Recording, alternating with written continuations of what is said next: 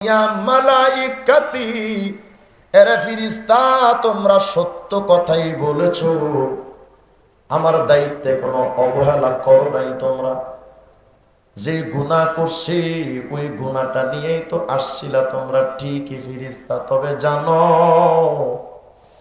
আমার উম্মতে মুহাম্মদের গুনাহ নিয়ে যখন রওনা হইছিলা, আমার বান্দাটা হঠাৎ করে ৬-৭ ঘন্টা যাওয়ার পর আমার বান্দা তার ভুলটা বুঝতে পেরেছে। ওয়া তাশফাউ ইলাইয়া বিদামাতিহি, আমার বান্দা তোমরা যখন চলে আসছো, আমার বান্দাকে দেখেছি গুনাহ কইরা আমার বান্দা সেজদায় পড়ে গেছে। আমি মালিকের কাছে চোখের এক ফোঁটা পানি ঝরায়া আমার এই উম্মতে মুহাম্মদি বলেছে, আল্লাহ অপরাধ কইরা তো বাপের সামনে দাঁড়াইতে লজ্জা লাগে, পুলিশের সামনে দাঁড়াইতে তো বড্ড ভয় লাগে।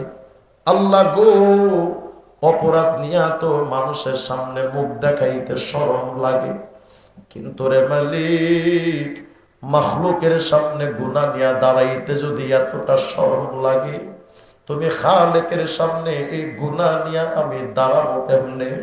আমার হাবিবে মুহাম্মদ আরবির সামনে আমি দাঁড়াবো কেমনে?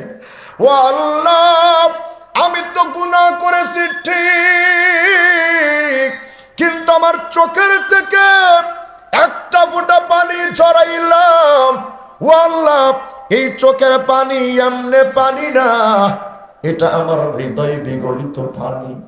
এই এক ফোঁটা পানি দিয়া তোমার দুয়ার দরখাস্ত করলাম, তুমি আমার জিন্দেগির গুনাহগুলো একটু মাফ কইরা দাও না। যে গুনাহ করছি এটা তুমি মাফ কইরা দাও না। এরে ফেরেশতারা সাক্ষী থাকো, তোমরা আমার কাছে লৌহে মাহফুজে আসার আগে আমার বান্দার চোখের পানি আমার কাছে হাজির হয়ে গেছে।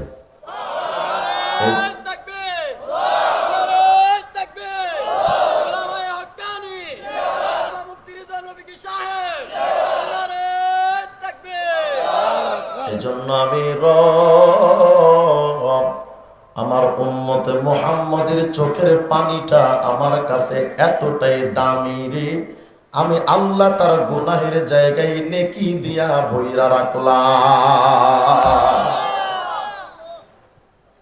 ওই আল্লাহ তো ২৪ ঘন্টা ডাকে রে যুবক, তোমার প্রেমিকা যদি তোমার ডাকে দৌড় দাও। সহিহ মুসলিমের মধ্যে আছে, ইন্নাল্লাহা লা ইউবসিতু ইয়াদাহু বিল্লাইল লিয়াতুবা মুসিউন নাহার। সারাটা রাত আল্লাহ তার কুদরতি হাত দুটো এমন প্রশস্ত করে রাখে, আইরে বান্দা সারাদিন গুনাহ করলি, আমি আল্লাহর কাছে একটু চাস না, আমি সব মাফ করে দিই।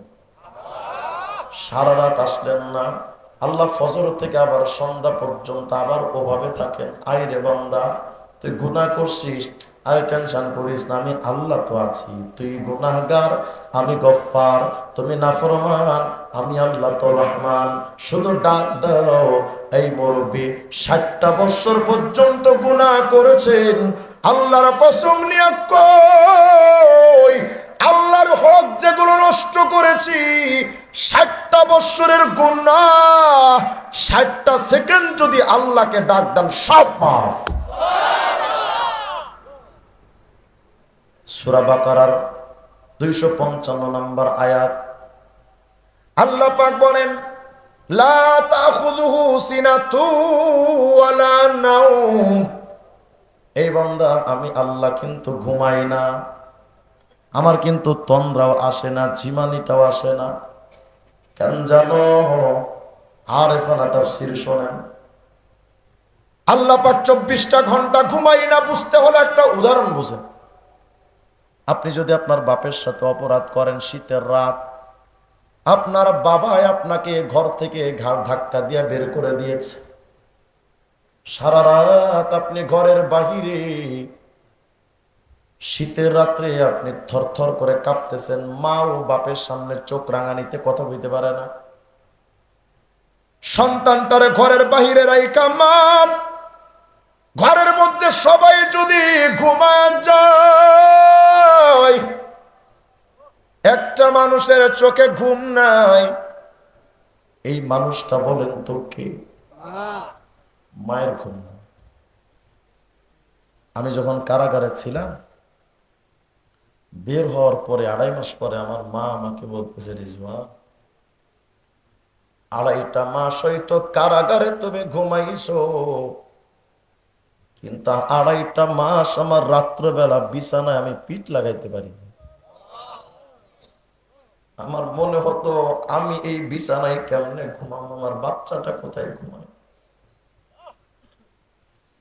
যুবক রে, তোমার দুটো পায়ে হাত দিয়া বলি, তুমি তোমার বাপ মারও অবহেলা করলে করতে পারো, এটা তোমার ব্যক্তি স্বাধীনতা, কিন্তু আল্লাহর কসম রে যুবক, যখন তোমার মুখে খাবার দাবার দুনিয়ায় কেউ ছিল না, ওই জনম দুঃখিনী মা নিজের মুখে খাবার উঠাইছে, খাই নাই, ওই খাবারটা নিয়ে তোমার মুখে দিয়েছে। তোমার বাবার গায়ে 104 ডিগ্রি জ্বর, ফার্মেসিতে গেছে ঔষধ কেনার জন্য, পকেটে হাত দিয়া দেখে মাত্র 10 টাকা। 104 ডিগ্রি জ্বর, ডাক্তার তো ঔষধ দিল, ফার্মেসি ডাক্তার, পকেটে হাত দেখে টাকা নাই।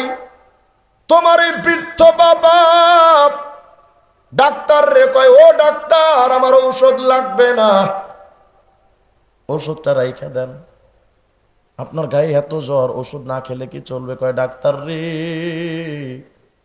পকেটে হাত দিয়া দেখি 10টা টাকা আছে, আর বেশি টাকা নাই, আমি 10 টাকা দিয়া ঔষধ কিনে খাইলে আমার জ্বর কমবে, না খাইলে হয়তো জ্বর কমবে না, আমি আমার গায়ের জ্বরের শাস্তিটা সহ্য করতে পারবো। সকালবেলা আমার বাচ্চাটা যদি কয়, আব্বু আমার জন্য মজা আনছো নাকি, ওই ডাকের কি জবাব দেবে?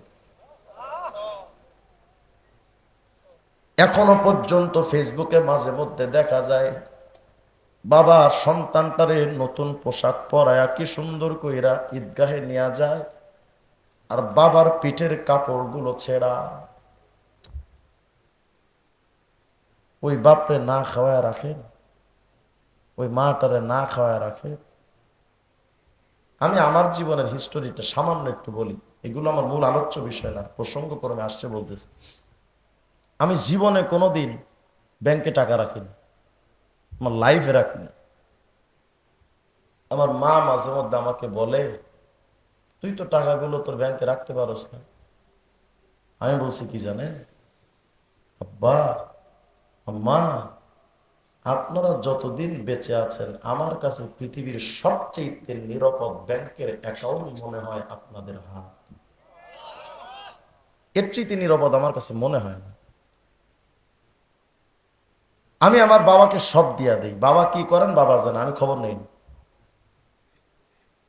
মাঝে মধ্যে আব্বার কাছ থেকে টাকা নিয়ে গাড়ি তেল কিনে বাড়ি থেকে আসে, গ্রাম থেকে। ওই বাপের দোয়া মায়ের দোয়াটা আল্লাহর আরশ আজিম কাঁপায়া দেয়। আর তুমি তোমার বউরে খুশি রাখতে অ্যাকাউন্টে, বউর অ্যাকাউন্টে টাকা পাঠাও।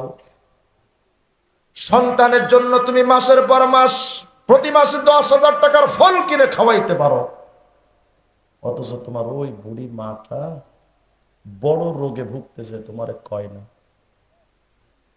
আমার সন্তানের কষ্টের টাকা খরচ হবে, আমি ওষুধ খাবো, এই জন্য তোমার কয় না। কিন্তু তুমি এত বড় কপাল পোড়া বাপ্পার একটু খবর নিতে পারো। বুঝাইতে চাচ্ছি, পৃথিবীর সবাই যদি ঘুমায় যায়, তুমি ঘরের বাইরে শীতের রাত্রে থরথর করে কাঁপতেছো, সবাই ঘুমায়, মা কিন্তু ঘুমায় না কেন? মা মনে মনে ভাবে, আমার বাচ্চাটা ঘরের বাহিরে থরথর করে কাঁপতেছে, ওর বাপ যদি কখন একটু পরেই তো ঘুমায়া যাবে, যখন ওর বাপ ঘুমায়া যাবে, আমার বাচ্চাটা যখন দরজায় নক করবে, আম্মু আমি আর পারি না, একটু দরজাটা খুলেন না, মা ওই ডাকটা শোনার জন্য সারা রাত জেগে থাকে।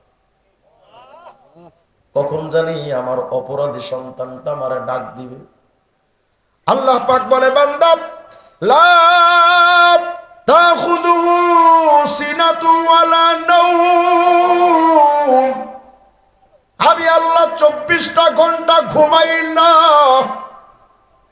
আমার বান্দা অপরাধ করেছে লন্ডনে, আমার বান্দা অপরাধ করেছে আমেরিকায়, আমার বান্দা অপরাধ করেছে চীন, জাপান, ইন্ডিয়ায়, আমার বান্দা অপরাধ করেছে ঢাকার শহর বা বিবাড়িয়ায়। রে আমার বান্দা কখন এসে আমার বান্দা তওবার দরজায় নক করবে? অপরাধী সন্তান দরজায় নক করলে মা যেমন ওই ডাক শুনে দরজা খুইলা নিজের বুকে সন্তানকে জড়ায় নেওয়ার জন্য মা যেমন ঘুমায় না, অপরাধী বান্দারা তওবার দরওয়াজায় নক করবে। আর ওই বান্দাদেরকে আল্লাহ তার কুদরতি বুকে জড়ায় আদর করার জন্য আল্লাহ পাক 24টা ঘন্টা ঘুমায় না।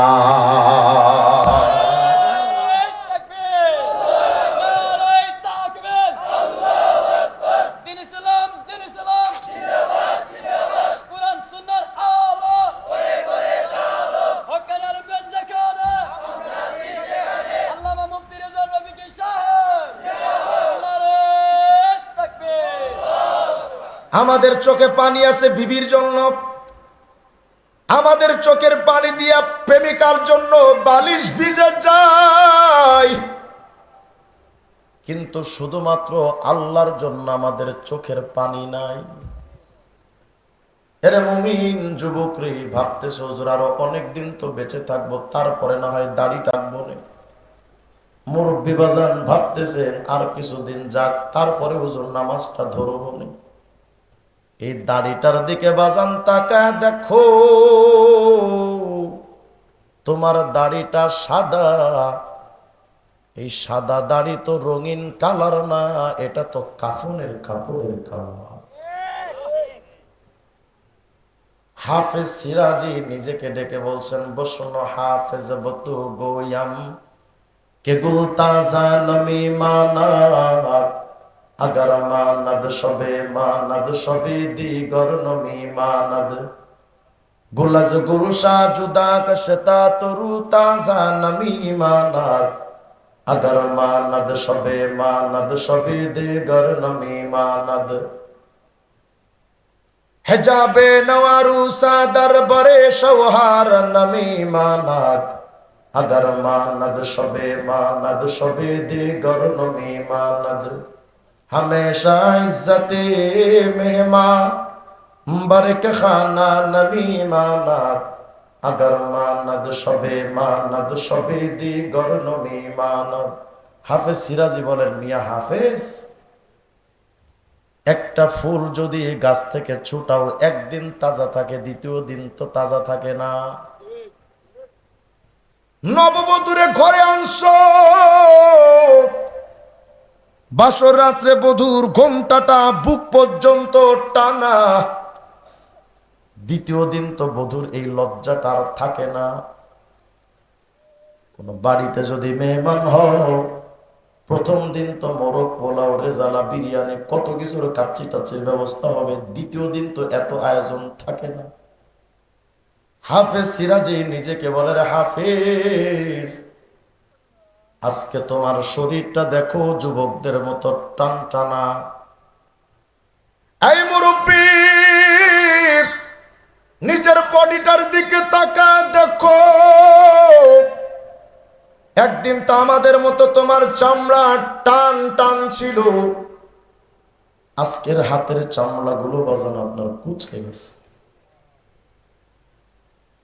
চোখের দৃষ্টিটা কমে গেছে, মাথার চুলগুলো পড়ে গেছে। গত কয়েকদিন আগে দেখলাম আমার এখানে কয়েকটা চুল পাকতেছে, আমি ওটা আয়নাতে দেখে আমার চোখ থেকে পানি চলে আসছে, এই বুঝে আমার মৃত্যুর সিগন্যাল চলে আসছে।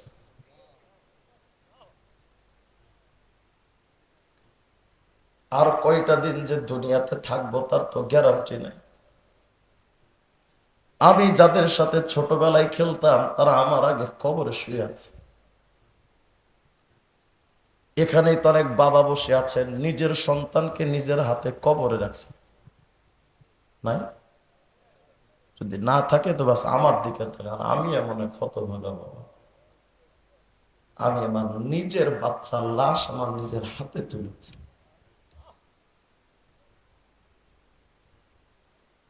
আমার বাচ্চার জানাজা আমি ইমামতি করে নিজে পড়িয়েছি। এই তো জিন্দেগি। বাচ্চা চলে গেছে, এবার বাবার পালা। আল্লামা জালালউদ্দিন সুয়ুতী রাহমাতুল্লাহ আলাইহি লেখেন, এই মিয়া, প্রতিটা মানুষের চেহারার দিকে মালাকুল মউত প্রতিদিন 3 বার 5 বার 7 বার তাকায়। যার চেহারার দিকে তাকায় দেখে হায়াত নাই, জানটা কবজ করে মালাকুল মউত রূহটা দিয়ে ফেরেশতাদের কাছে রূহ পাঠায়া দেয়। মালাকুল মউত ঘর থেকে যায় না, দাঁড়ায় থাকে ঘরের চৌকাঠে। ঘরের চৌকাঠে দাঁড়ায় দেখে ঘরওয়ালারা কাঁদে,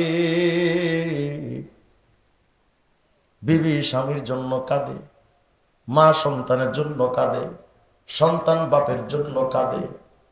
মালাকুল মউত যাই কাকাই, কিরে ঘরওয়ালারা কাঁদিস কেন? আমি আজকে তো আসছি, কালকে আবার আসবো, পরশু আবার আসবো। যতদিন একটা জিন্দা থাকবে ঘরে আমি মালাকুল মউত আইতেই থাকবো, আসতেই থাকবো। তবে ওর জন্য কেন কাঁদো? এই মরার লাশ আজকে যেটা ভাবতেছে, ওইটা যদি তোমরা ভাবতা, ওর জন্য না কেঁদে নিজেরা নিজেদের জন্য কাঁদতে। ও তো ভাবতেছে জিন্দেগি কি করলাম। আমাদের মধ্যে তো এই চিন্তাটা আসে। ভাইরা, মানুষ মানুষকে জীবনে 3 বার দেখতে আসে। একবার জন্মের সময়, আর একটা বার বিয়ের সময়, আর একটা দেখা বাকি। নতুন বউটার ঘোমটাটা সরা যেমন সবাই দেখে,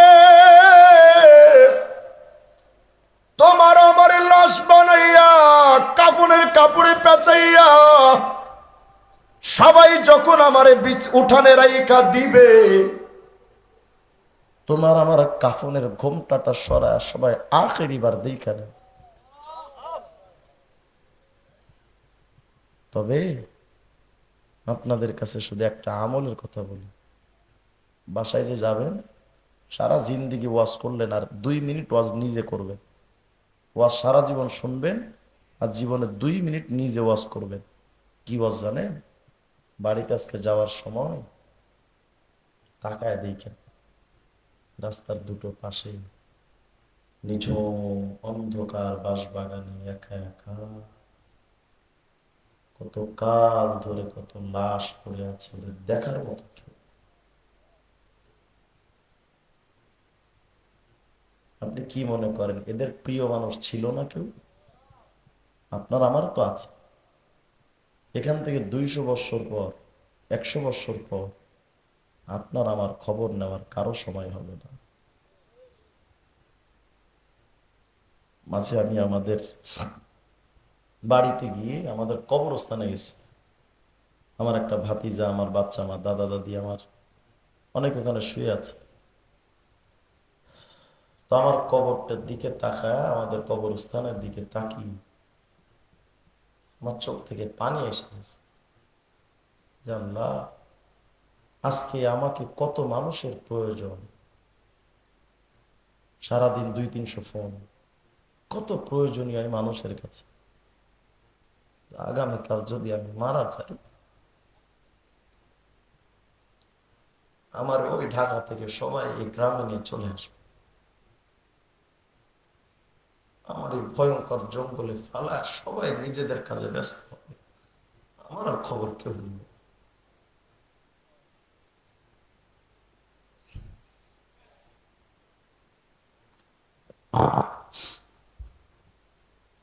এই তো হায়াত।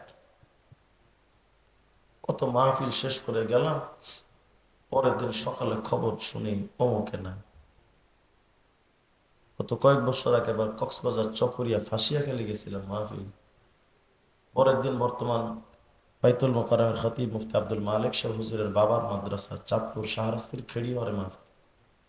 সকালবেলা সরাসরি কক্সবাজার থেকে যাচ্ছি, কুমিল্লা লালমাই পার হলাম, মোবাইলে ফোন। কি হলো ভাই? হুজুর গতকাল কি যে মাহফিল করে গেছেন, এদের মধ্যে প্রধান যে যুবক ছিল সকালে অ্যাক্সিডেন্টে লাশ। এই তো হায়াত, এই তো হায়াত। ধরে নেন আপনার আমার চাইতে কত অল্প বয়সের মানুষ কবর। যুবক ভাই ভাবতেছেন হুজুর বিয়ে করব, সংসার করব, কত কিছু বাকি। তোমার মতো অনেক যুবক স্বপ্ন দেখেছিল বিয়ে করা, কিন্তু সেই যুবক বিয়ের বরযাত্রীর গাড়িতে ওঠার আগে কবরের বরযাত্রীর গাড়িতে উঠে গেছে।